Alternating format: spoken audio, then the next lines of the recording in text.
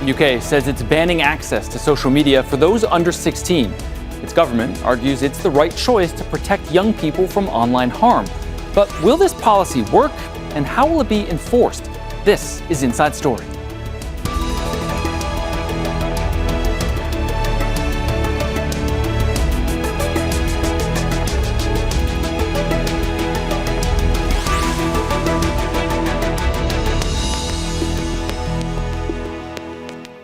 Hey there, I'm Scott McLean. The United Kingdom is the latest country to put in place tough restrictions for young people who use social media. Prime Minister Keir Starmer says his government will ban access to those under the age of 16. The plan will also include further restrictions on gaming platforms and live streaming apps. It follows other nations who've introduced similar measures in recent years. While the move has widely been welcomed by many, critics say a blanket ban will be ineffective and difficult to enforce. But Starmer insists the ban will protect children from online harms. And a majority of families in the UK appear to support the idea. A recent national consultation found that 90% of parents backed a legal minimum age for social media use. We've got a lot to discuss with our guests, but first, this report from Nargis Muballighi. This is a big step, real change for our children and our future. Because today, I can announce that the government will ban access to social media for all children under the age of 16. The UK Prime Minister announcing his plans to ban social media for young people by early next year, paving the way for some of the world's toughest restrictions of its kind. The legislation will include a full access ban to social media apps deemed high risk and restrictions on others, including limits on contact with adult strangers, live streaming and AI chatbots. Starmer faces political pressure at home, with the government seeking a clear policy win on an issue that has strong public support. And this does. The announcement follows a national consultation in which 9 in 10 UK parents supported social media age restrictions. Young people, though, are divided on the issue. I think it's good because I feel like people's childhood are being blurred. Doom scrolling is an issue on its own, but it's also the content that you see sometimes, especially on TikTok. There's a lot of dodgy stuff. I feel like social media is a great way to learn about the political world, because you have people in Gaza, Palestine, Sudan, documenting their lives and what they go through every day, what the mainstream media don't show. Australia was the first country to introduce a nationwide social media ban for under 16s last year. Since then, countries including France, Austria, Denmark, Greece and Spain have either introduced tighter controls or begun considering similar measures.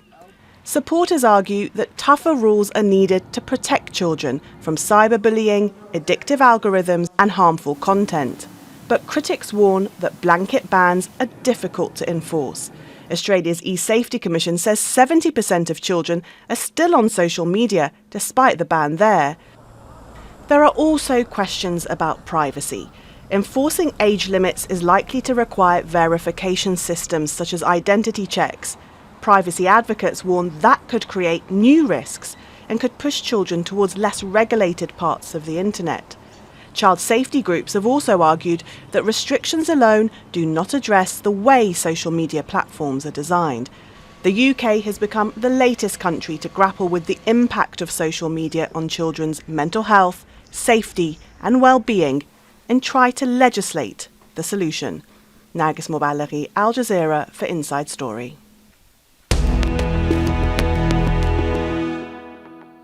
All right, let's bring in our guests. In London, Dr. Charlotte Armitage, a psychologist and psychotherapist and author of Generation Zombie, Why Devices Are Harming Our Children and What We Can Do About It.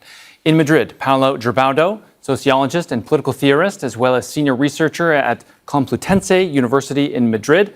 And also in London, Bhargav Srinivasa Desikan, AI and tech lead at the Autonomy Institute and a doctoral researcher at the Oxford Internet Institute. Thank you all so much for being here. Dr. Armitage, the UK government, their survey says that 9 out of 10 parents support a ban on social media for kids under 16. I'm struggling to think of any issue that you get that kind of consensus on outside of maybe elections in North Korea. This is obviously a popular move, but is it a good move? In my opinion, I think it's the right move, absolutely. Social media is the mechanism that holds a child's attention on that device. And when they're spending 8-9 hours a day on a device, they're not living in the real world, which they need to be doing for healthy childhood development. Paolo, do you agree with the ban? I mean, I'm divided on that because in principle, I think it is right. Finally, that Starmer is doing something against US big tech is good news, but we don't consider enough the spillover effects and the trade-offs that are there. I mean, the risk is that young people will go to worse platforms, to less regulated platforms, and things could get even worse. Bhargav, the British Prime Minister says that, look, he gave tech companies the chance to police themselves, the chance to correct all of these issues that we're seeing around social media, and they just haven't done it, or they've been slow to do it for whatever reason. So is this ban exactly what big tech companies deserve? Well, I want to start off by saying that I agree that there's horrible impacts of social media on children and that we do need to regulate big tech. I am still not sure that a single-purpose ban like this, which targets users instead of the product, is the right way to go forward. And why is that? Well, for example, these social media platforms and the algorithms, they're built to keep us back on the platform. They have addiction engineers working to make them more addictive.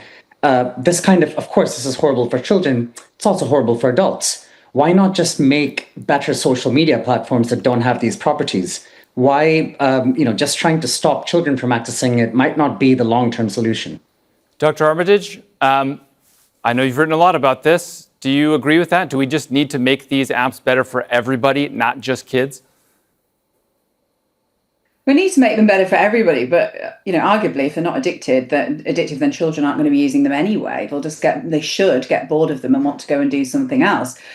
Children shouldn't be on devices. It's unprecedented that we've seen the intrusion of an object into the life of all children at this level. So this is not something that we're used to. The human needs to grow and evolve and develop as a human before we integrate technology into their lives. We really can't underestimate the impact that spending this much time on a device, that short form content, that rapid release of dopamine, the impact that's having on the development of that child's brain. So yes, we do need to address the addictive mechanisms in social media, but I don't think that expecting big tech to make something safe for children is realistic. That they're a corporation wanting to make money. They're going to do what they can to make money. We need to make sure that we make the right decisions for our children and take them away from this. I want to ask you specifically about the mental health impact on children. The National Health Service in the UK says that they have seen the number of young people coming in for mental health issues like anxiety and depression more than double over the past decade. They are also seeing a surge in the number of young people who are not in education, employment, or training. They call them NEETs. Hugely surge in the UK. And a stat that really stood out to me is this one. That's that 2 out of 5 of those so-called NEETs cite mental health issues like anxiety or depression for the reason that they're not in school, they're not in training, they're not doing much of anything. So can you tie all of these things to social media? Is social media at least part of the problem here? Yes. So we've got 1 million children, 1 million adolescents in between the age of 18 to 24 are NEET, so not in education, employment and training right now. And if we look back at what these people were doing in their teen years, so in those teen years, ideally that child should have been engaging in sports, in arts, in interpersonal interactions with friends, music, whatever it is, those extracurricular activities would have helped that person to develop confidence, self-esteem, and to build resilience. Inevitably, when you do anything like a sport, an art, music, you will fail. And part of growing up is learning how to fail and getting over it and moving on. Now, if you're spending 8, 9, 10 hours plus a day on a device, which is what we're seeing globally, worldwide, is that this is the average for Gen Z now is about 9 hours a day on a device. You're not spending that time engaging in all of these different things that you need to engage in to help you build up these skills, these psychological foundations, which help you move into the workplace. And so, yes, I think we can tie it back to social media. Social media is the addictive mechanism that holds attention, that holds the child on the device all day. And for me, it's always been, my work has always been about what they are not doing when they're on the device rather than what they're doing on the device. It's more, what are they missing out on in the real world, and what's the impact of that on their development? Bhargav, is there any debate in your mind about the link between poor mental health and social media? No, but I would like to, maybe even taking Dr. Armitage's side, but thinking, is this going to be the final kind of way we deal with this problem? The UK has had more than a decade of austerity, right? Back in the 80s, we had youth clubs. We had active public spaces where children could go and do other things. Now, what we have is, and what I'm worried about is, the government decides the social media ban, boom, we've now kind of solved the problem. What about investment into local communities? What about trying to build these alternatives? Also, given the kind of, incredible stress on parents, they often have to just put a device in front of their child. I don't want children to spend their time on these devices all day. I'm just worried that this will be used as a reason to say, boom, we've solved the problem. The problem is a larger problem of austerity, and it's a structural problem. I'm just not convinced just banning social media is going to fix the problems and give these kids their lives back. Paolo, what do you think of that? I mean, is the problem that we're not investing more in alternatives for young people? I mean, if football or baseball or whatever sport was free to all kids to play, problem solved. They'd be out there on the soccer pitch or on the football pitch more and not on their phones. Do you buy that argument? I mean, I do agree with that. I think that more generally, intentions don't always translate into outcomes, right? I mean, we already heard that in Australia, still 70% of young people are still on social media. And anybody who knows the internet knows that unless you have a very complex surveillance system where you verify the age of everyone involved, and you apply that to all the platforms and all the channels, you cannot really control in such a kind of systematic manner what people are doing. So I think that what we are not talking about are the implications of this in terms of increased surveillance, in terms of identification, in terms of age verification for everyone, which also means the end of anonymity for good and ill on social media. So I think that the government is not being transparent and serious on this, and the government also has very, very little public credibility to take these kind of moves, given what it has done in the past against protesters and against all the voices that the government doesn't like. So you bring up Australia. Obviously, Australia has done this before some 6 months ago or so.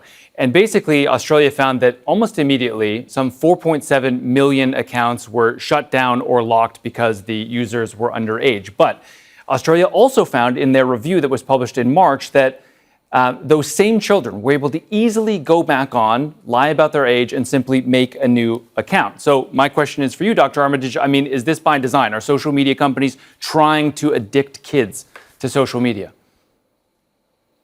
Yes. I think that's the problem through and through, is that that's exactly what social media companies are doing.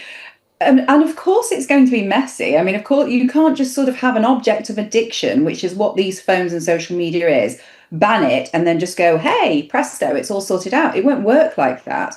The line in the sand is drawn. It sets the precedence. What we now have is a communication that this is now illegal for people under the age of 16, or it certainly will be soon. So we will have a group of teenagers around, in these next 5 years who will be trying to get back on social media, maybe not even that long really, but who will be trying to get back on social media because we've taken away something that they once had that they now don't have. But the hope is going forward for future generations that it will just become normal that you don't get access to social media until you're 16 years old, if you even want it by that point. So I think we have to be really realistic. It's not going to be an overnight success. Bhargav, I want to read you what the Australian Communications Minister Annika Wells told ABC News in Australia. She said, this big tech wants to ensure that this looks messy and people are talking about it not working, so they can throw up their hands and tell all the other countries watching on that they shouldn't bother. Do you agree? Well, I mean, I have to be clear. Big tech has, they are definitely going to do their best to make things as difficult as possible. And I think they're taking advantage of the difficulty of this to try and say, don't do it at all. I'm not trying to say don't do it at all. And of course, it is going to be messy. So, in that sense, I'm in agreement. I guess my concern is more about treating the ban as what kind of fixes the larger problems. Also, when children turn 16, they're going to have to deal with this. They're going to, whether we like it or not, we live in a very digital world. So that's again why I go back to say we should still go for big tech companies. We should still go for social media companies and regulate them.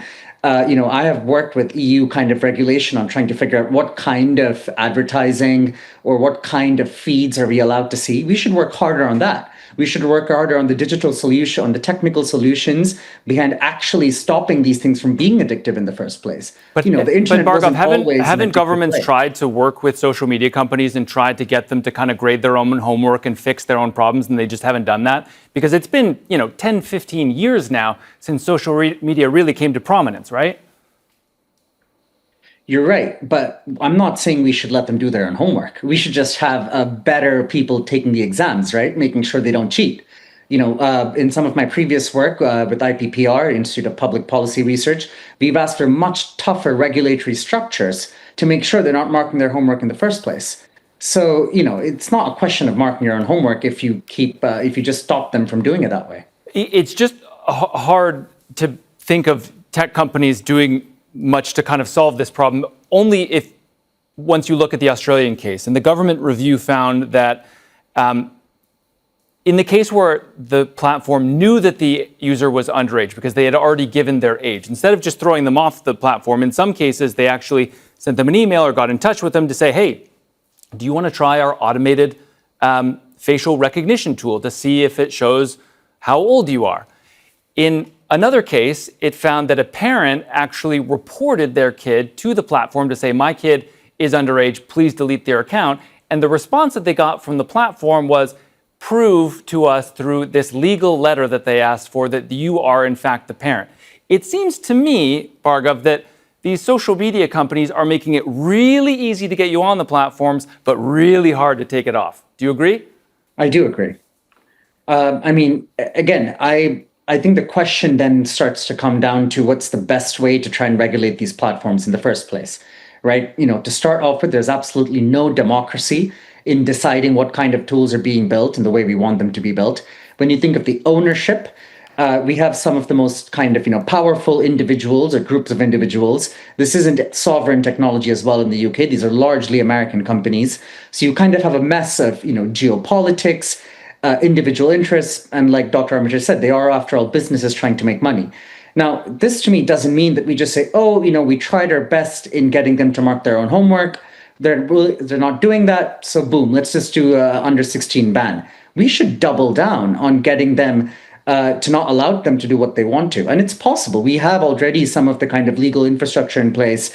We have precedent with things like GDPR. We can go harder, and we should go harder. And in a dream world, maybe we're allowed to decide our own kind of social media platforms that don't have these things pushed on us. So there's a lot of debate about how to verify somebody's age once this ban does go into effect. Not even the UK government has announced precisely how they're going to do this. There are these sort of AI facial recognition tools that you can use, though the studies have shown that they don't do very well differentiating the age between someone who's 15 and someone who's 16. They do very well in clearly under 16s, differentiating those from clearly older people. But when it's kind of on the bubble, they're not so good. There's also concerns about having to show your ID for things because there are privacy concerns. But I just want to read you guys what the head of global safety at Meta said about this. They said, quote, protecting young people online should not come at the expense of privacy. That's why parents and safety advocates overwhelmingly support a simpler, more secure approach, centralizing age verification and parental consent in the App Store. Paolo, they're basically saying that, look, when you get a phone, it's going to say how old you are, and that will govern what you can and cannot do with that phone. Is that the answer? I mean, technically, it looks like something that would be more efficient. But again, what we're talking about here is systematic surveillance and the impossibility of any kind of anonymity online, which would be very problematic, especially in contexts where there's little civil liberties. And unfortunately, it is the case with many countries, but increasingly also countries like the UK. Remember that the UK has just banned people for their opinions from entering the UK. So, I mean, I think what is really worrying, I think many young people are worried, is that this excuse of protecting children is then used to actually curtail freedom of expression and freedom of participation for young people. So that is what really worries me and what is not being really discussed in this context. Dr. Armitage, do you share those concerns about the government, say you have to put in your ID, the government being able to more closely track your online activities, or is that overblown? I can see the point there, but I actually think that, and I've said this for a number of years, I actually think that you should have to put your ID in to have a social media account. And if you want a business account, put your company's house certificate in to get that account for, this would curtail so many of the issues that happen online if people had to be accountable for their actions online. So I know what you're trying to say there in terms of could it be used for other reasons, but I do think it's a good way of working the age verification system out.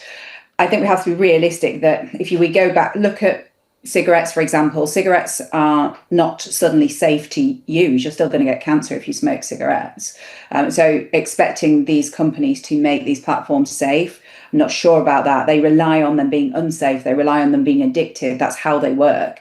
If they suddenly made them safe, they probably wouldn't be as successful as they are. So I think that we have to rely on a similar framework to what we looked at with banning cigarettes. So that's education in schools. That's education from a public health perspective. That's banning on it. That is consequences for people who breach those bans. And I think we need to look at a similar framework as the tobacco regulation framework when we're looking at regulating social media in the UK. Bhargav, I've always been interested in the fact that obviously these social media companies and big tech companies, I mean, if you've ever tried to call their 1-800 number and talk to a real person, good luck. It basically doesn't exist for most of these places. And so instead they use these algorithms and these sort of AI tools to try to do age verification, things like that on this mass scale.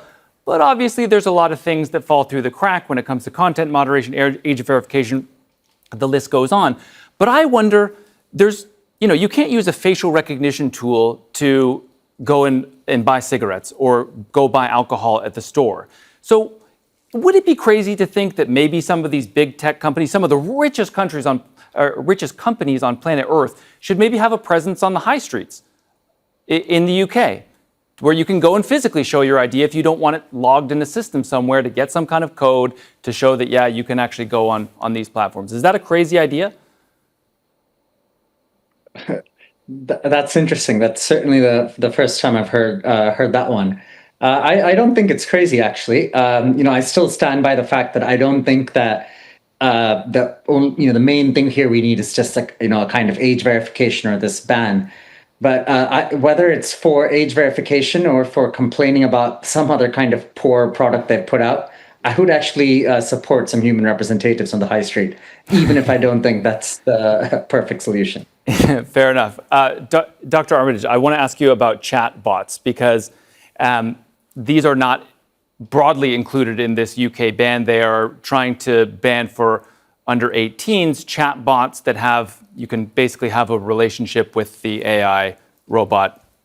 And they want to restrict that for under 18s. Do you think that goes far enough? It's a step in the right direction. They absolutely need to be banned because they are setting up unrealistic expectations of relationships and relating to another person, given that you're talking to an algorithm that is still trying to hold your attention. What we need to do is regulate how devices are used. What age does a child have access to a smart device, for example? How is that smart device used in the household? Are they allowed to take it to the bedroom? I would advise no. Are they allowed to sit and use it around the table? So the social etiquette surrounding how smart devices are used also has a big part to play here, because whilst we eventually are now banning social media, which I think has taken far too long, but we're eventually banning social media, we're going to put some restrictions on the chatbots. As soon as we do that, there'll be something else that comes up. So we can look at those things now. You know, I am obviously grateful and very pleased about the social media ban and the restriction on the chatbots, but I think we need to look at how the device itself is used and whether children should even be having access to a smartphone. There are lots of phones that have functionality that are not smartphones that do enough for what a child would need it for. Paolo, do you agree? Should kids not have phones at all? I mean, that's ultimately the root, right? I mean, that's the device that is used for access to all that. I think that, again, one has to consider the trade-offs. I mean, if we want to enforce these rules of not having kids not having phones, we need to reshape the way sociability works from 14-year-old and upward. And now there is an assumption that kids need to have the phone for the parents to be able to call them, and so on and so forth. But again, we also need to remember, I understand that 90% of adults, at least of parents, agree with this, but perhaps we also need to listen to kids, right? I mean, I think they also have a say, right? They're minors, but they also have a say on these issues, since perhaps we know that often they have different opinions from those of their parents. And more generally, I mean, I do kind of sympathize with the need to set limits for these things, but we need to remember the trade-offs and again, spillover effects. I mean, there is a forbidden fruit effect often with these things.